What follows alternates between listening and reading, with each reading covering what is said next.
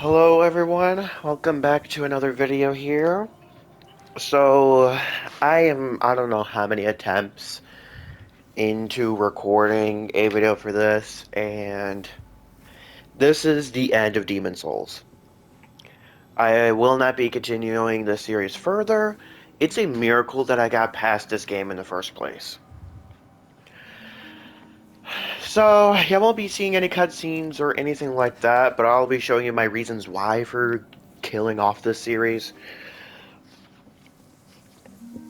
Most importantly is game progression and the fact that it's just so abysmally bad in Demon Souls, especially when compared to literally every single other From Software game.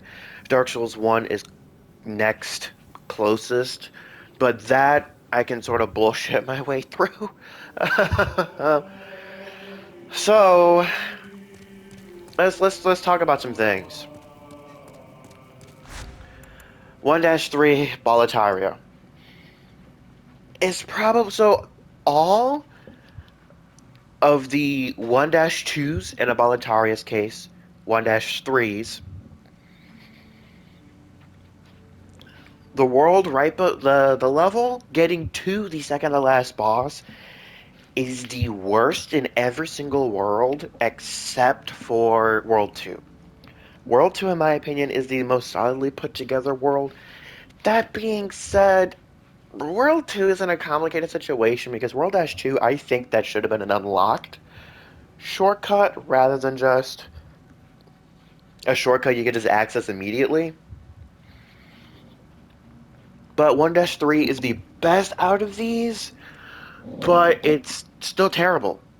There's a hallway that gives you that two red knights can spawn. So that's ass, because in a tight quarter like that, beefy enemies do not work in tight quarters. They just don't.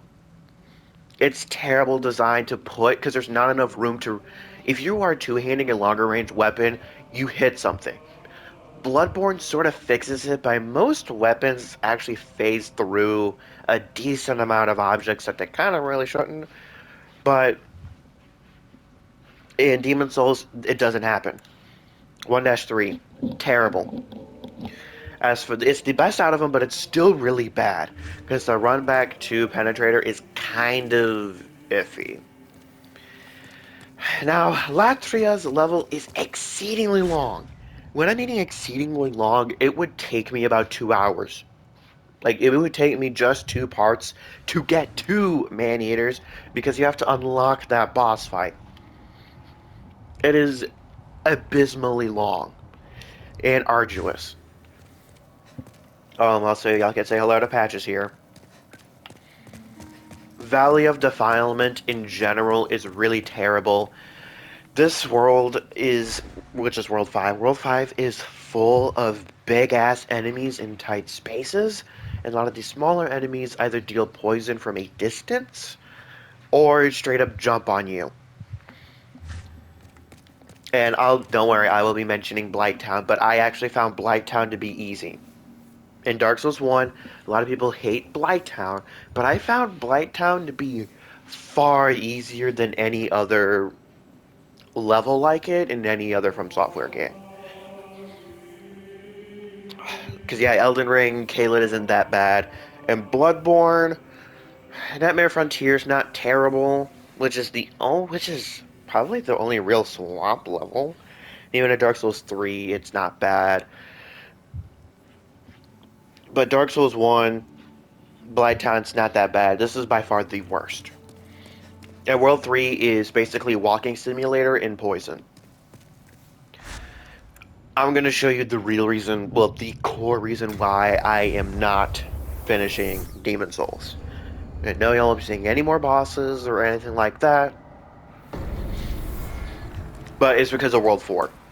World 4 is the key reason why I refuse to finish this. So, if you go down here, you activate this plate to open this door. The other plate is down there behind that little Reaper guy. He is part of the reason, but it's not that one. You can dodge roll here, skip all of that if you've already unlocked the door, which I already have. Around out here. Now I'm going to show you two different things, right? These enemies, you can't run past them. As you're about to see, it's extremely difficult to do so.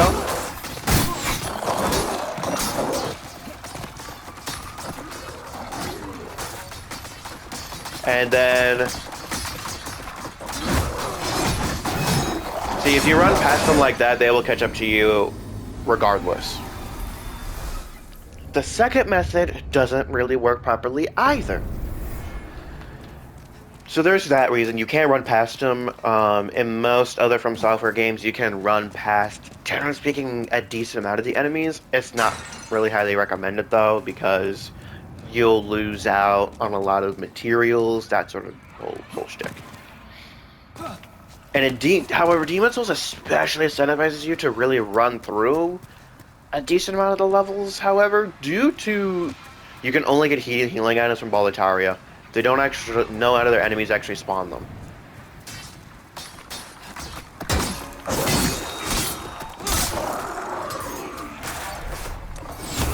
Yeah, we're gonna get hit there.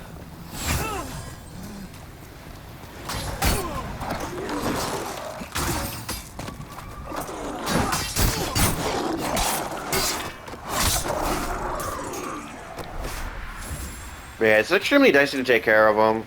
I don't even know why I'm picking this up. But these guys over here, it's extremely hard to get past them properly.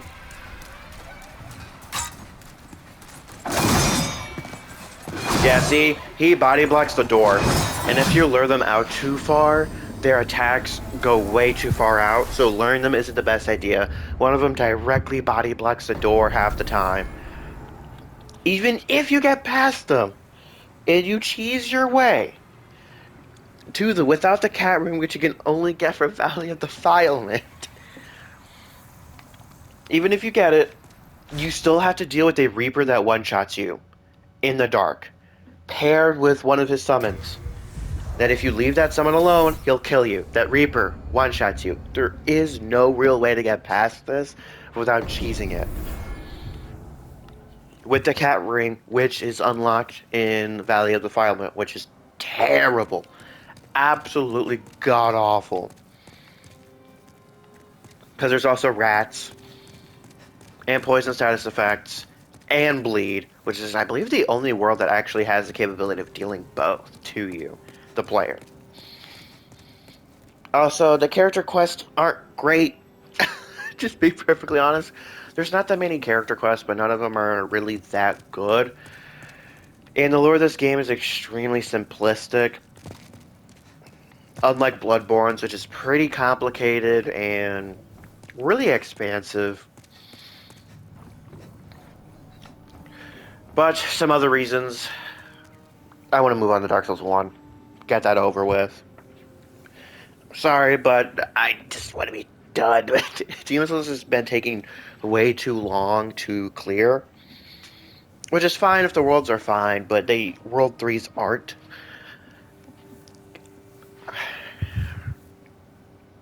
Now, one of the reasons why it's difficult for me personally, I have experience. I have experienced a lot of Souls games before this. And you really should not, if you have played Elden Ring, Bloodborne, if you played those two games, you shouldn't play Demon's Souls. I do not recommend it. The graphical upgrades are just simply not enough to patch over a lot of the terrible enemy placement decisions, map placement positions that are apparent in this game that really should have been Also, based on what other people have said, music also got changed. Like important music, like Latria's music had gotten changed, which a Bloodborne remake or remaster worries me, because if they change the music, that's absolutely catastrophic to the game. Because the music has specific, very important meaning in Bloodborne, and if that music gets changed, there is no return. Second reason, I needed to make space on my PS5. That's one of the bigger reasons, is I just simply need space on my PS5 so I could play other stuff. Also, for y'all at home, Witcher 3 streams won't be starting up this upcoming Saturday, but the following Saturday afterwards. Right? No, they will still be starting this Saturday.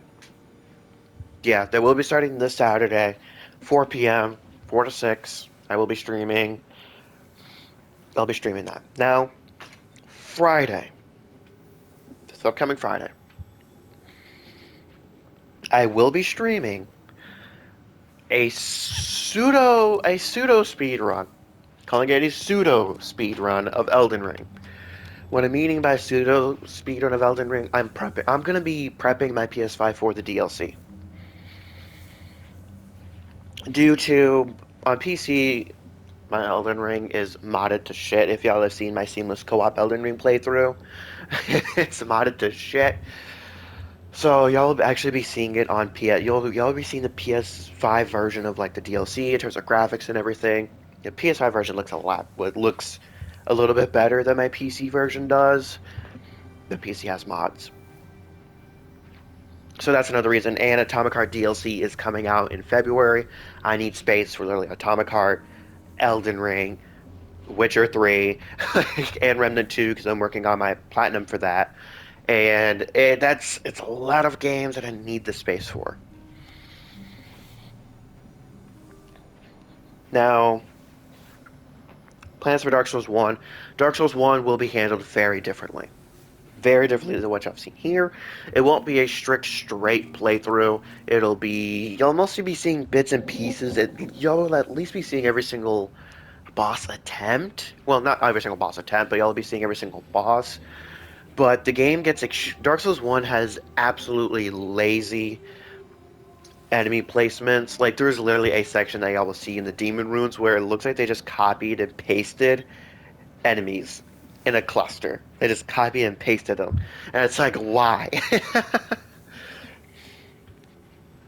And I'm noticing some of that stuff with Demon Souls as well. As far as some of the levels look like they were copied and pasted, like one right underneath the other.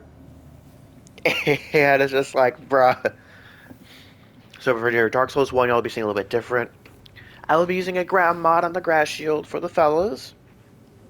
But don't worry, Dark Souls 3, ladies, I will have a beautiful mod for you that y'all will be seeing at the beginning of every single episode and every so often throughout. So sorry, fellas, Dark Souls 3 will have no mods for you. It'll be just for the ladies. But fellas, y'all will have a mod for Dark Souls 1, alright?